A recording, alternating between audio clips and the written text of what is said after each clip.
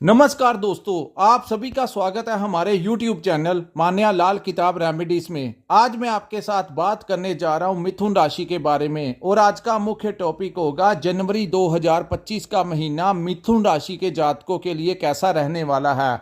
आज मैं आपको बताऊंगा अगर आप अपना व्यापार करते हैं तो वहां पर कैसी स्थितियां रहेंगी, अगर आप कहीं पर नौकरी करते हैं तो आपका परफॉर्मेंस कैसा रहेगा, आपका करियर जो है, आपकी अपॉर्चुनिटीज आपको कौन सी मिलने वाली हैं, आपकी सेहत कैसी रहेगी, आपकी लव लाइफ, आपकी मैरिज लाइफ कैसी रहेगी, अगर आप विदेश जाना चाहते हैं या विदेश में रहते हैं, अगर आप स्टूडेंट लाइफ में हैं तो आपके करियर को लेकर ये जो नए साल का प्रथम महीना जनवरी है ये कैसा रहने वाला है। दोस्तों, ये जो सामने मैंने आपके कुंडली बनाई है ये आपकी चंद्र राशि की कुंडली है। चंद्र राशि के अनुसार अलग अलग समय के ऊपर ग्रहों का गोचर होता है और अलग अलग भावों में जाकर वो अलग अलग परिणाम देखने को मिलते हैं। कुछ ग्रह ऐसे होते हैं जो लंबे समय तक एक ही भाव में बैठते हैं, जैसे शनि हो गए तो शनि 22 वर्ष के लिए एक भाव में बैठते हैं, वहां पर वो कभी मार्गी हो जाते हैं तो कभी वो वक्री चलते हैं। इसी प्रकार राहु और केतु जो हैं 1.5 वर्ष यानी 18 महीने के लिए इनका गोचर, और ये हमेशा आमने सामने बैठते हैं और वक्री चाल चलते हैं। इसी प्रकार देवगुरु बृहस्पति जो हैं वो 1 वर्ष से कुछ समय अधिक तक एक ही भाव में बैठते हैं और वहां पर वो कभी मार्गी हो जाते हैं तो कभी वक्री हो जाते हैं। लेकिन कुछ ऐसे ग्रह हैं जो हर महीने अपना भाव परिवर्तित करते हैं और एक भाव को छोड़ के वो अलग भाव में जब जाते हैं तो अलग अलग परिणाम, कुछ भावों से पॉजिटिव और कुछ भावों को नेगेटिव लेकर अलग अलग परिणाम देखने को मिलते हैं। और ज्योतिष शास्त्र एक ऐसा माध्यम है जिसके सहारे आपको ये पता लग जाता है कि आने वाला जो समय है वो आपके लिए कैसा रहने वाला है। अगर तो ग्रह आपका फेवर करे तब भी हम आपको कहते हैं कि ये समय आपके अनुकूल है, लेकिन अगर कुछ ग्रह गोचर के दौरान किसी खराब भाव में चले जाएं तो आपको थोड़ा सतर्क रहने के लिए कहा जाता है। वो उदाहरण ये है कि जब बारिश पड़ रही होती है तो हम छाते का सहारा ले लें तो पानी हमें पूर्ण तरीके से नहीं भिगोता, लेकिन अगर हम किसी शेल्टर के नीचे ना जाएं तो पानी हमें पूर्ण तरीके से भिगो देता है। और जो लोग ज्योतिष शास्त्र के अनुसार अपना जिंदगी में आगे बढ़ते हैं उनको ठोकरें थोड़ी कम मिलती हैं। आइए जानते हैं नव वर्ष 2025 का प्रथम महीना जनवरी मिथुन राशि के जातकों के लिए कैसा रहेगा।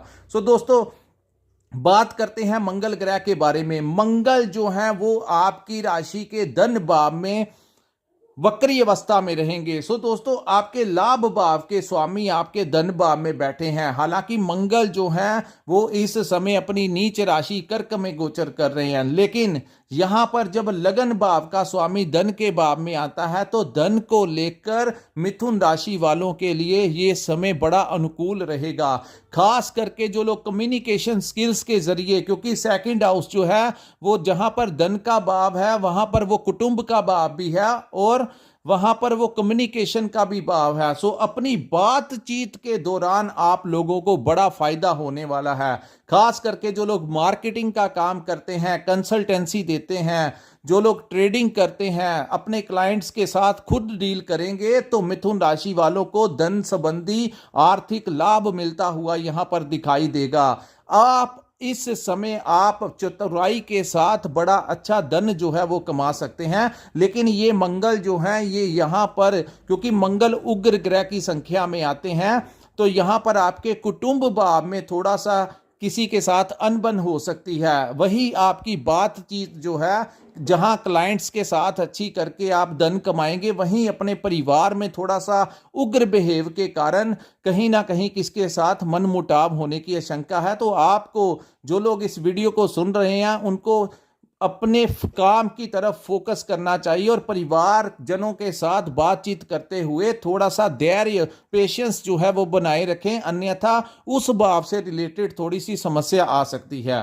तो दोस्तों, यहाँ पर कुछ लोगों को सर में दर्द की शिकायत रह सकती है, क्योंकि मंगल हैं, ऊर्जावान ग्रह हैं, जहां पर बैठे हैं कई बार वो ऐसी दर्द और आंखों में इन्फेक्शन होने का थोड़ा सा खतरा है।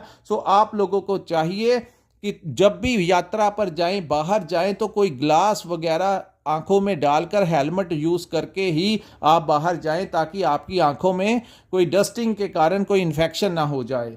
लेकिन इस महीने सबसे बड़ा लाभ जो आप लोगों को मिलने जा रहा है वो है शुक्र और शनि की युति, जो कि आपके भाग्य के भाव में बनेगी। और यही युति दोस्तों, जब भी कोई ग्रह भाग्य भाव में बैठता है तो वो अपना फल देता है। और खास करके शुक्र एक ऐसे ग्रह हैं, चाहे अन्य ग्रह जहां पर भी बैठे हों, लेकिन जब शुक्र भाग्य भाव में बैठ जाते हैं तो उनका भाग्य जो है हमेशा उनका साथ देता है। सो प्रथम महीना जनवरी जो है आप लोगों को आपके भाग्य का भरपूर फायदा जो है यहां पर मिलेगा। हम बात करेंगे उसके बारे में भी, लेकिन हम सीरियल वाइज चलते हैं। उसके बाद हम बात करेंगे केतु ग्रह के बारे में। दोस्तों, केतु आपके चतुर्थ भाव में बैठे हैं। फोर्थ हाउस जो होता है हमारी माता का भाव होता है, तो माता की हेल्थ को लेकर, उनके साथ संबंधों को लेकर मिथुन राशि वालों की कुछ अनबन रह सकती है। हालांकि गुरु की एक दृष्टि केतु के ऊपर पड़ रही है, थोड़ा सा पहले से ज्यादा आराम मिलेगा, लेकिन फिर भी आपकी माता की सेहत जो है इस समय कुछ ना कुछ उतार चढ़ाव या उनके साथ किसी भी बात को लेकर आपकी अनबन करवा सकती है। तो इन चीजों से आपको थोड़ा बचाव करके चलना होगा।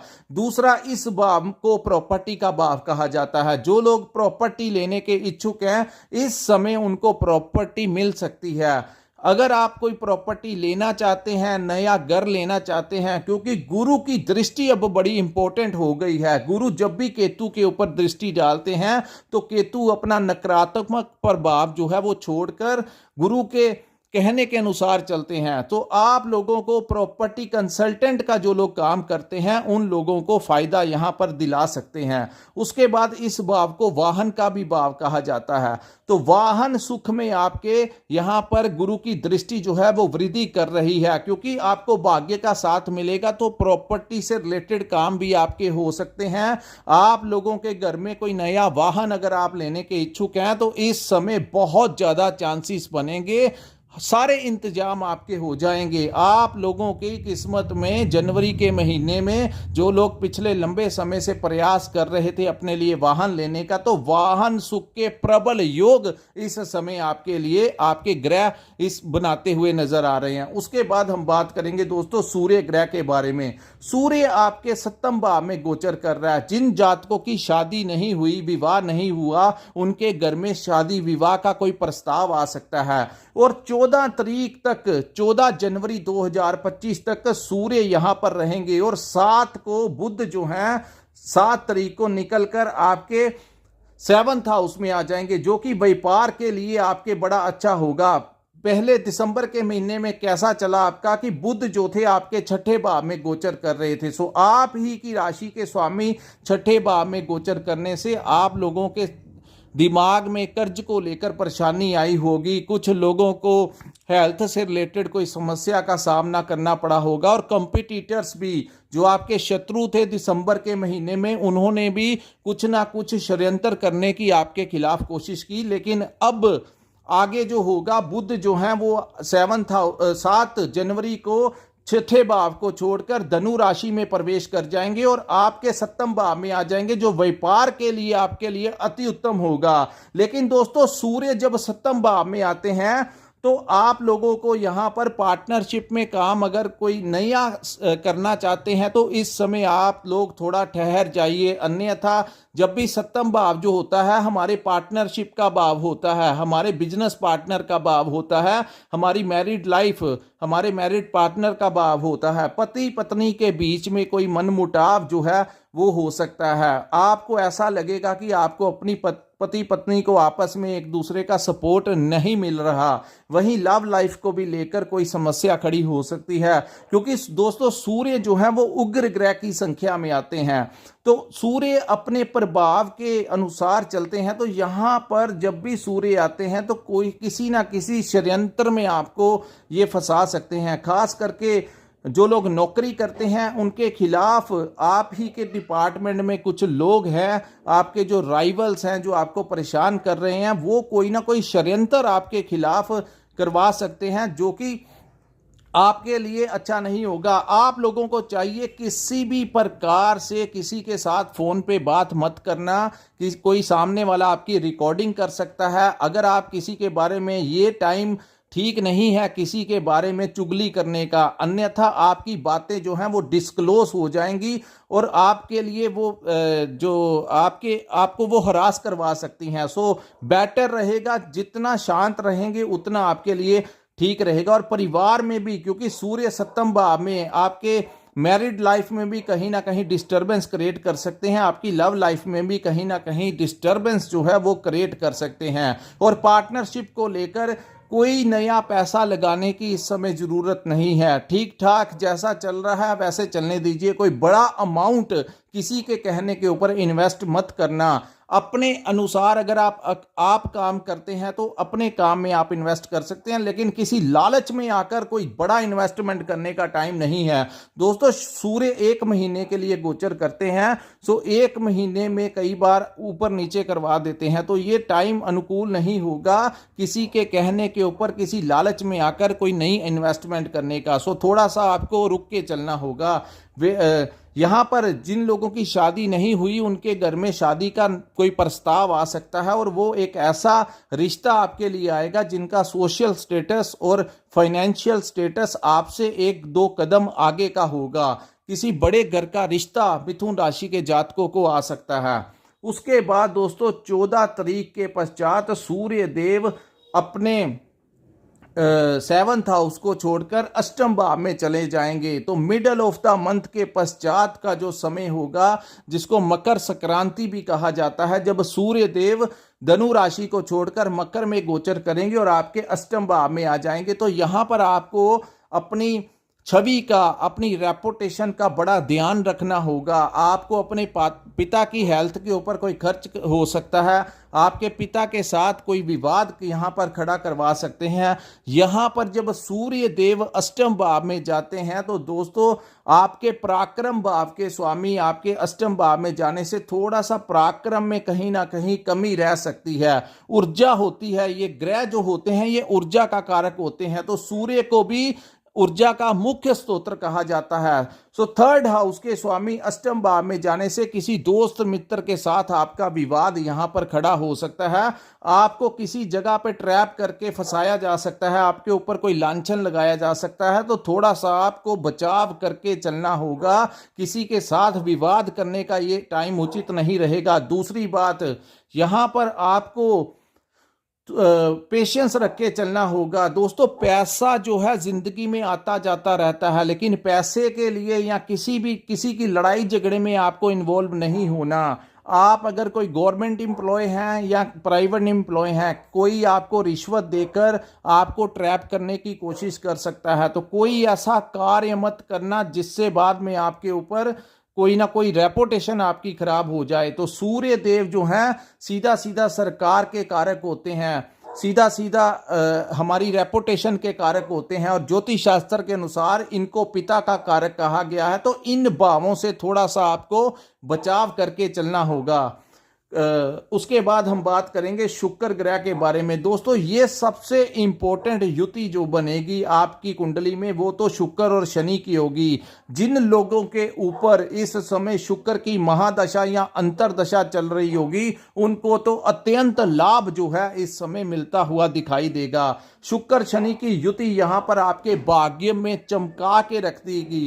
खास करके फाइनेंशियल आपको बड़ा सपोर्ट यहां पर रहने वाला है। आपके रुके हुए कार्य, जो आपके पिछले लंबे समय से कोई कार्य आपके अटके लटके हुए हैं, इस समय अगर आप प्रयास करेंगे तो ये कार्य जो है आपके सिद्ध हो जाएंगे। भाग्य का सपोर्ट मिलने से विदेशी भाव से आपको लाभ मिलेगा। आपकी विदेश यात्रा अगर आप करना चाहते हैं तो वहां आपको बड़ा सपोर्ट मिलेगा, आपको अपने गुरुओं का सपोर्ट मिलेगा। यहां पर शुक्र और शनि की युति के कारण आपको अपने सीनियर्स का भी सपोर्ट मिल सकता है। सो 9th हाउस जो होता है हमारे बुजुर्गों का भाव होता है, हमारे बड़ों का भाव होता है, तो बड़ों का, गुरुजनों का आशीर्वाद जो है वो मिथुन राशि वालों को इस समय मिलता हुआ नजर आएगा।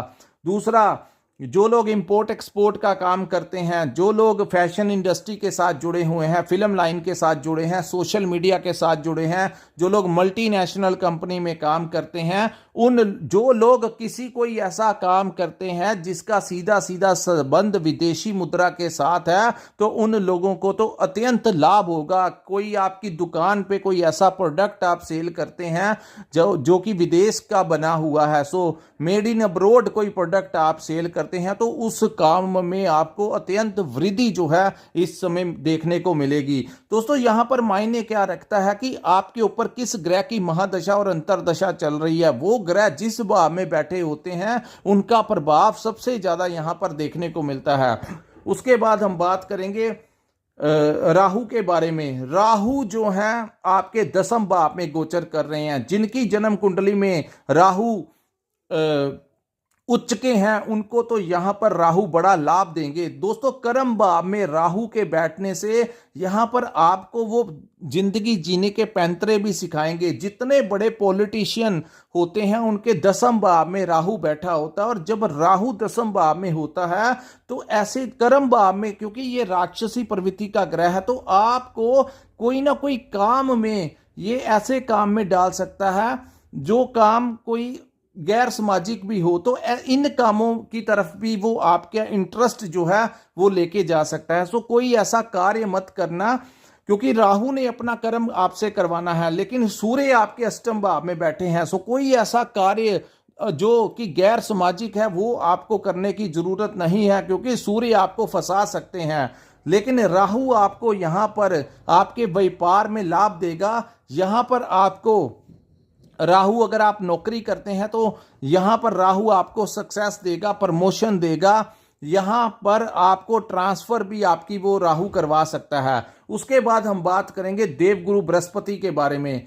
देवगुरु बृहस्पति आपके 12th हाउस में गोचर कर रहे हैं, जो कि गुरु की बेस्ट प्लेसमेंट है। गुरु दोस्तों अब यहां पर वक्री अवस्था में आ गए हैं।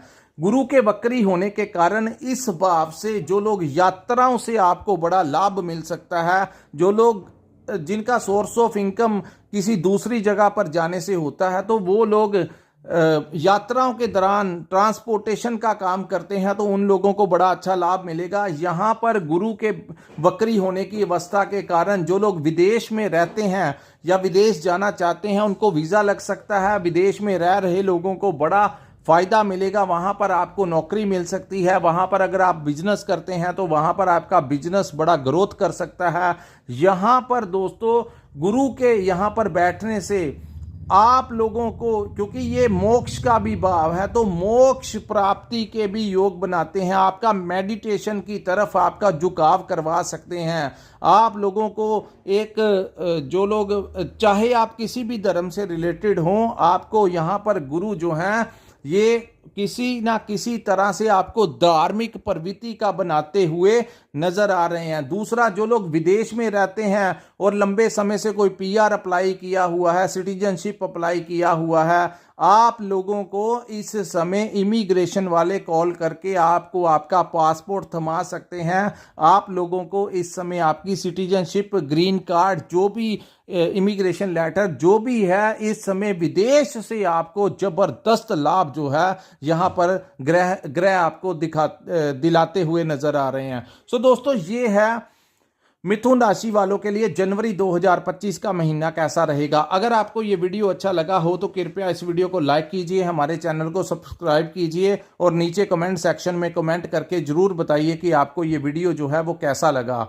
जिन भावों से रिलेटेड मैंने आपको बचाव करने के लिए कहा है वो मैंने आपको डराया नहीं है, बिल्कुल अलर्ट करने के लिए कहा है। सो कोई लोग, आप लोग इसको नेगेटिव मत लेना कि ऐसी आपने प्रेडिक्शन की है। दोस्तों कई बार जो लोगों को समझ है ग्रहों की चाल की, उन लोगों को पता है कि यहाँ पर सूर्य देव जो है वो कैसा परिणाम देते हैं। तो अगर आप इन चीज़ों से अपना बचाव कर लेंगे तो ये टाइम निकल जाएगा। लेकिन अगर आप लापरवाह यूज करते हैं, सो इस वीडियो को नेगेटिव लेने की जरूरत नहीं है। काफी ज्यादा भावों से आपको आर्थिक लाभ होता हुआ दिखाई देगा।